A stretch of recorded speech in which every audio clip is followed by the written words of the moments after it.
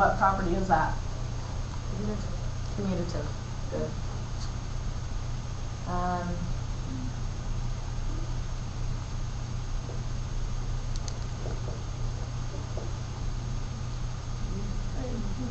Commutative again. It's just changing order.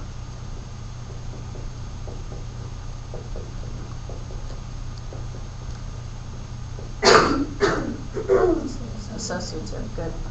The only other property I didn't tell you about, let's see if you can guess it before I tell you what it's called.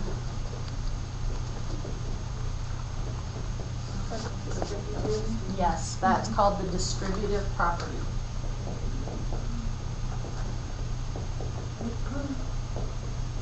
And it means exactly that. You're distributing the number on the outside the parentheses to each thing within the parentheses.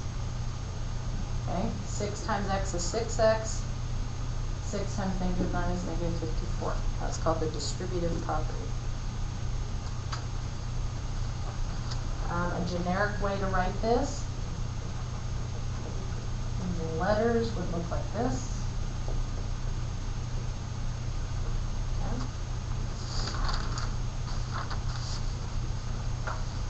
All right, a couple more properties to learn. So you have commutative, associative, distributive. And then you have what's called identity properties. And there's the identity property of addition and the identity property of multiplication. All this really means is if I add 0 to anything, it stays the same. And for multiplication, if I multiply anything by 1, it stays the same. So the identity property of addition just says if you add 0 to anything, it's the same. Multiplication is if you multiply anything by 1, it stays the same.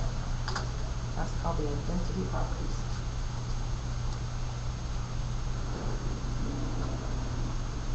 Okay.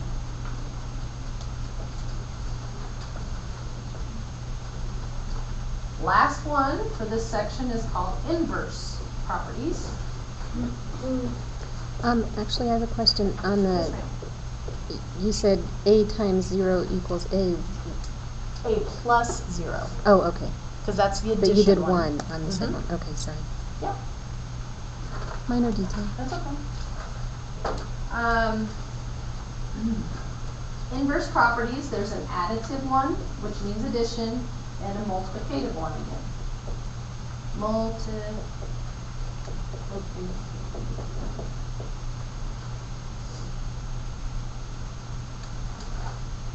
Okay, all the additive inverse says is if you add a negative to a positive of the same value, you get 0.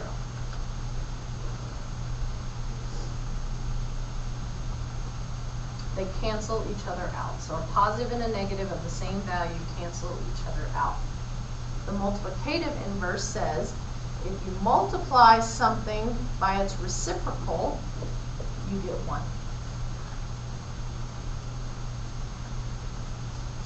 So it's just showing how the same value of something can cancel the other one out. All right, very good. So that's 1.10. I told you it was just a lot of definition type stuff.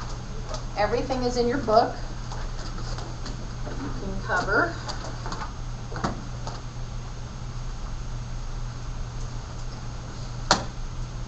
All right. So the next thing I want to do is start talking about the test.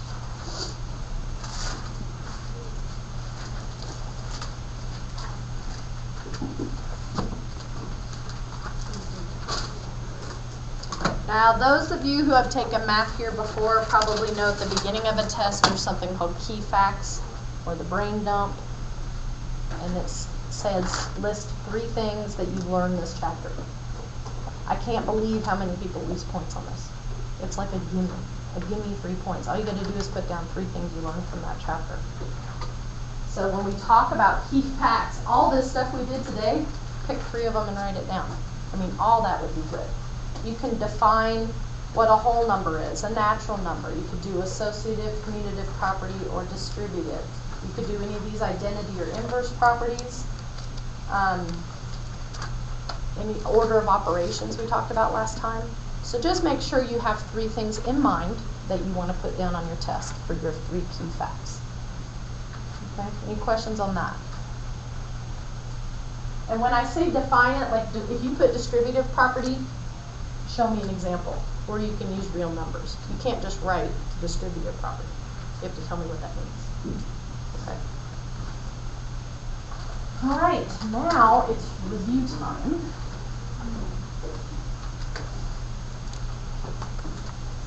Definitely redo that review sheet I gave you last time. Because we did it together as a class, make sure you can do it yourself. Because a lot of problems on there will be on the test. Similar problems. So definitely know how to do that review sheet. And then I'm going to give you one more practice sheet today and some numbers out of the book.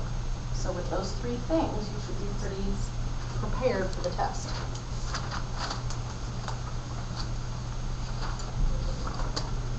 Okay, so study for test next Thursday. And here's some ideas of how to do that. Finish all homework in the math lab. Remember, you have to turn in your written work for the homework to me on Thursday, so make sure you do the homework in there. Redo the review sheet I gave you last time.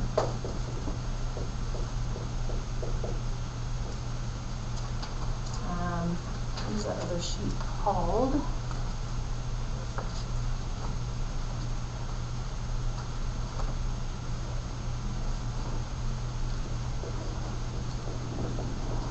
Review of operations worksheet.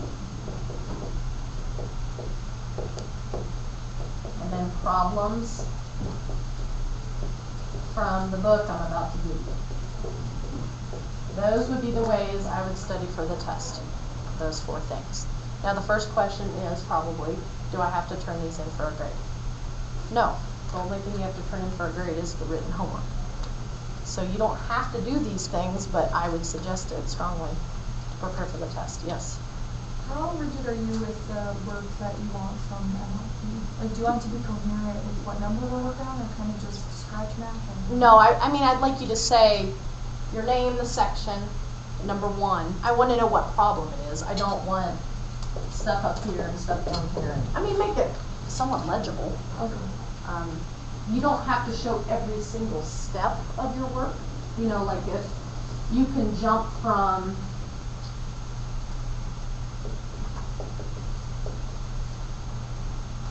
to this, well, that's not really a good demonstration. I'm just saying you don't have to show every single step if you can do it in your head. But so I do want to see it legible. As long as it's organized and readable. Exactly. So I can see you did that section, you did that column. Yeah. Yes. I already started the homework and I don't remember anything okay. that you just said. I've only done like 2 or 3. Well, just since I just told you that, put the section where you've written that down, and then from now on just do that. Okay. It's just a way, if you're having trouble with something, I can look back at that problem and see what you're having trouble with. Okay. Any other questions? All right. Let me write down the numbers I want you to do out of your book. So pages 88 to 90. This will look like a lot, but some of them are just definition.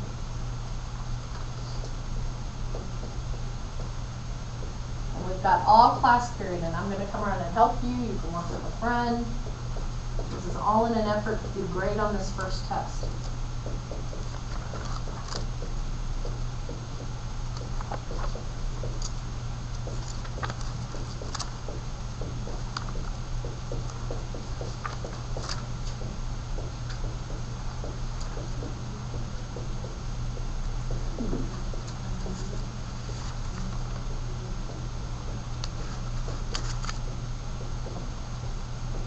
And all the answers are in the back of the book, so you can check yourself.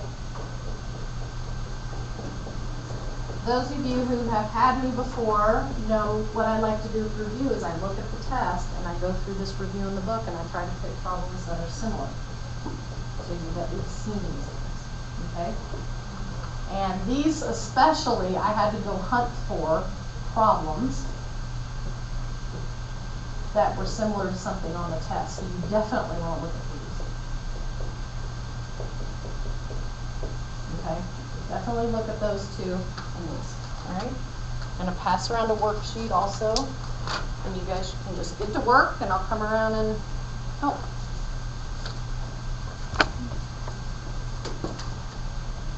Can you get a review sheet on the quiz? Yes, yes, and I'll give that to him as well. I'll get you everything, the syllabus and, yeah.